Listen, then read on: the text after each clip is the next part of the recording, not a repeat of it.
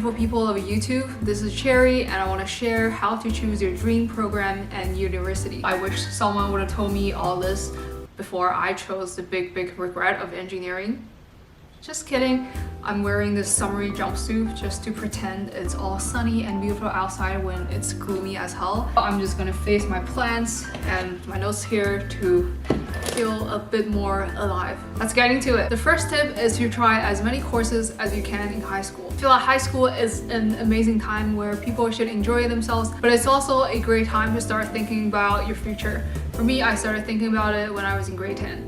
And I think that's a good starting point. So try as many courses as you can. Are you an artsy person or you're more of a math and science person? If you like math and science, are you necessarily good at them? Find your weakness, your strengths, and your interests in different subjects. Then we can sort of find a direction for your program, your university, and your future in general. In high school, I took different courses all the time, but mainly it's more engineering focused. I chose physics, chemistry, advanced functions, AP calculus, because I know those science courses are needed for a lot of basic programs in university, not just engineering. I think life sciences also need those courses, or math. So I took those courses because they're needed everywhere. At a pretty early age, I knew I wanted to get into engineering, so I took some technological design, which were amazing courses. We were taught SketchUp and AutoCAD. Those are the two most used applications in university. I remember in university, I had this course where I need to freehand and sketch up something, then put it in SketchUp, then put it in AutoCAD, and this is exactly what I did in high school, and I got to learn that for free. I'm working right now, I'm still using AutoCAD all the time, almost every day. On the other hand, in high school, I touched a little bit of computer science. After taking that course, I realized I have zero talent in computer science. Not just talent, I don't even have the basic capability to code. I look at a coding question, my brain just tangles up. I don't understand how things work. I don't see the connection between each line, and I always forget the parentheses. After taking that course, I know computer science is basically out of the way, and anything that's related to computer science or coding in engineering is out of the way. So no ECE for me, no industrial engineering. It's pretty discouraging to take some course that you absolutely sucked at in high school, but it's good because you caught that early on. You found your weakness, you found your strengths, and you found your interests. So take advantage of the free educational system in high school. Well, it's not free, it's all the tax people pay, which is a lot. Take advantage of the free educational system in high school and take and explore as many courses as you can. Then maybe along the way you can find your passion.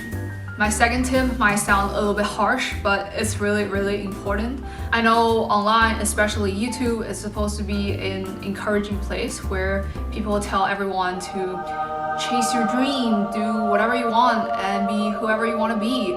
I support that, but when it comes to an investment as expensive and committing as university, it's really important to find something that's gonna work and that's not gonna waste your time or money, and that's something you can stick with for the rest of your life.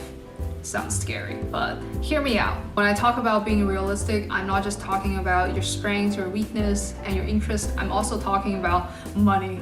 Yeah, scary money talk. So when I look at the university program, I don't just look at it as a subject I'm gonna study for 4 years. I look at it as a job. What are you looking for when you're trying to get a new job? For me, I look at the pay potential, the job market, and the career potential. Is there a high demand of this job? If the demand is high, is it really competitive and hard to get into the field?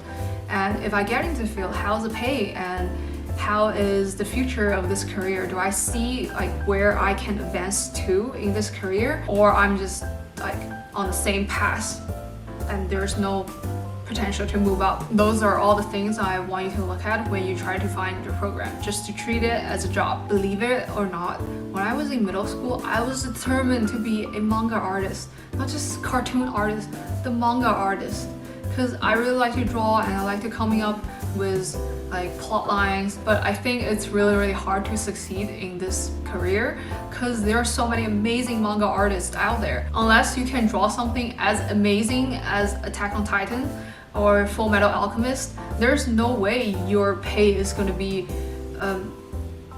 directly proportional to the effort you put inside. The competition is so strong and there are so many top manga artists out there, and there's no way for a foreigner like me to succeed in a field like that. So I was happy to put that aside as my hobby instead of my full career, and became an engineer.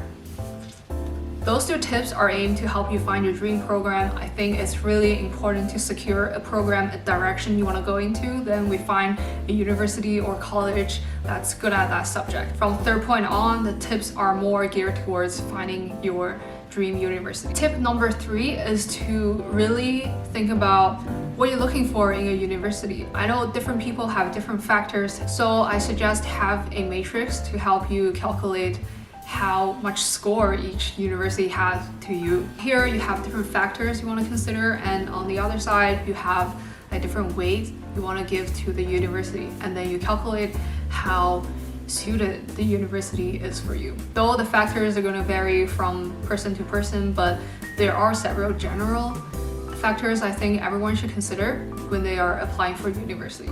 First one is the tuition. Can you afford the tuition? That's the most basic and brutal question to ask yourself. Are you willing to invest this amount of money to obtain this degree? Besides the tuition, are you going to have enough money to cover your living expense? Are you going to rent? Are you going to live at home? What are you going to eat? Are you going to cook every day? Are you going to buy a microwave oven? There's so many questions to ask yourself. Are you willing to work part-time while you still have so much schoolwork to do? But don't worry, there are always ways to cover your expense. The first step is to look at the financial aid program and scholarship program in your university and on the provincial level. But you still need to pay back your student loan in the future, which is a hassle. And second is to ask yourself, are you willing to work part-time job, maybe even more than one part-time jobs to sustain yourself? The third thing is to ask yourself, are you going to have a beautiful career after you graduate and make the investment you put in your education to get that piece of paper worth it? The second thing is more geared towards international students, because I know the tuition is even more expensive for international students. The second factor I look at is going to sound very tacky, but it's the prestige of the university. There are lots of amazing schools in Canada. They all have their strengths, but not everyone necessarily knows that. Let me explain. The prestige side of things is more geared towards international students. You gotta think about, oh, am I gonna stay in Canada, or I wanna go back to my hometown and work there? Because at least in China, I know that employers pay a lot of attention, sometimes too much attention, to the prestige of the university you go to. If the school is ranked higher internationally, you will have a better chance in getting the job. This is just how it works.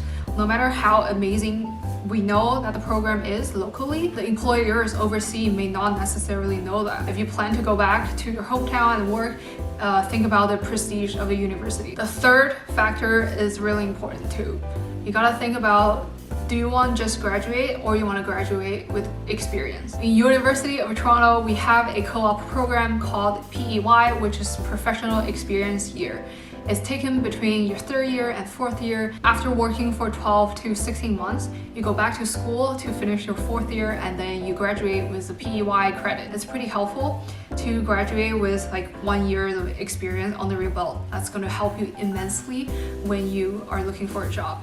And of course, Waterloo is even better at this. You have to find a new job every 8 months. I don't know how it works, but it sounds very stressful. If you want to graduate with different experience under your belt, for sure choose a program and a university that offers that co-op program. Of course, you can just find a regular program where they don't provide this kind of service, but you will need to work harder in summer to find your own jobs without the database the school provides you for employer information. Those are the 3 important things I look at when I choose a university, and I hope that helps you too. Tip number 4. Is it number 4? I don't even know anymore. So for tip number 4 is to pass the vibe check. Yes, I said the vibe check. Do you like the university? Do you like its surrounding? Do you like the people around it? Do you like the neighborhood? Do you like the architectural structure nearby? Those are all things that you need to see for yourself. I know everyone is working from home, studying from home, but I hope one day we will be free to roam on the street and go back to campus. So the vibe check is really important if you're gonna spend the future 4 years, 5 years into the same neighborhood. 4, 5, 6 years ago, when I was choosing university, when I was free to go wherever the fuck I want, I went to different campuses and check out their vibe. The vibe. Oh. Anyways, part of the reason I chose University of Toronto is because I really liked the urban setting. I love all the different restaurants and stores in the neighborhood. I love there's an Eaton Center where I could just get a new lipstick to comfort myself after I had such a bad mark. And then I love having a balding middle-aged man across the street yelling at me to convince me I should love Jesus. So those are the things I look for. Not the last part maybe. Those are the things I look for in a university campus. I went to see another campus that I'm not gonna name, Waterloo. It's quite depressing for me personally, especially back then. They didn't have so many stores and shops, bubble tea stores, and it was pretty barren, honestly. I'm not talking shit about Waterloo, I'm just saying that when I went there, I feel like the whole city is a university and the university is a whole city. Wherever I go, all I can think about is university. It's university everywhere because I go to school every day, and after I go home, I study. I don't want to be reminded of school on weekends when I want to go out and have fun with my friends. So that's one big part of the reason why I didn't go to Waterloo. Also because I don't want to find a job every 8 months. Tip number 5. Is it 5? Personally, I think is the most important tip here is to dive really deep into your research. It's not just about looking at the pamphlets they give out in career fair. It's about asking people who actually went through the dream program you want to get into in the future. Because the reality is it might be very different from what you think, and their insights can help you discover any alternatives. There's something that I don't think people would know if they don't go into the program first. I'm gonna talk about ECE a little bit. ECE is Electrical Computer Engineering. Under ECE, there's Electrical Engineering and Computer Engineering.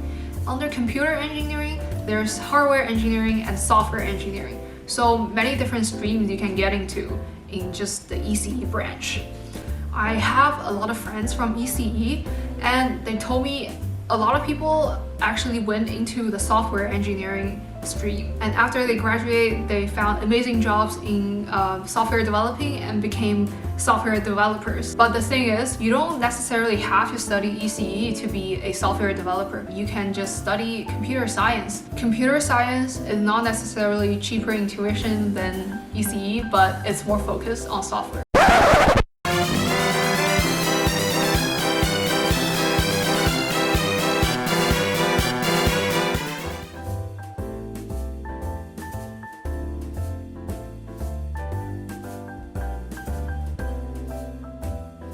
All I'm saying is there are many different ways that lead to the same result, in this case to be a software developer. There are many alternatives to maybe your dream job, and you don't have to only study this one program to succeed in that. Also, taking civil engineering as another example, you don't actually have to have an engineering degree to work in the field. If you go to a college instead of a university, you can be a civil engineering technician or a civil engineering technologist. Also, you can be a surveyor, you can work in geomatics, water treatment, building science, you can be a builder. There are endless choices for you. All you need to do is to dive deep. But I know it's too much to ask for like someone in high school to already decide your whole career path for the future. It's okay to look around, shop around, and take different courses to find your liking. If you don't have your mind fully set to one subject, just choose a more general program, and then by the end of maybe year 1, year 2, you can decide which field you want to actually go into. It's never too late to change your program anyways. Okay, thanks for watching. I need to drink some water. Hope this video helps you guys. And I know when I was in high school, I was lost all the time. I didn't know what to do, and I don't know where to find information. And if you have come across this video and you like it, please subscribe, comment, and let me know what you want to watch next.